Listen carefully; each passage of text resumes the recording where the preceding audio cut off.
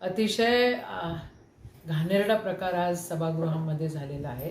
सभागृहाची मान मर्यादा, तिथली आचारसंहिता, तुम्ही कसं बोलायचं, काय बोलायचं हे ठरवलेलं आहे. तरी म्हणजे एवढ्या वर्षात तर आम्ही असं कधी बघितलेलं नाही. आत्ता जे काही सभागृहात होतं आहे ते ह्याच्यामुळे होत आहे कारण आदरणीय देवेंद्र फडणवीस साहेब हे मुख्यमंत्री आहेत, हे गृहमंत्री आहेत आणि ते सगळ्या गुंड प्रवृत्तीच्या लोकांना पूर्णपणे त्यांची पाठराखण करतायत. ज्या प्रकारे नितेश राणे बोलतात की आपला बाप कोणी काही करणार नाही, आपल्याला आपला बाप सागर बंगल्यावर बसलेला आहे, आणि हे पडळकर सारखे वेडी माणसं त्या सभागृहामध्ये यांनीच आणलेली आहे. हिंदुत्वाच्या नावावर कुठेतरी गुंड प्रवृत्तीच्या लोकांना वाव मिळतोय आणि म्हणून या सगळ्या घटना घडतात. या सगळ्या गोष्टींचा निषेध आहे.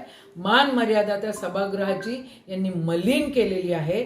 या प्रकारची संस्कृती महाराष्ट्राची नाही.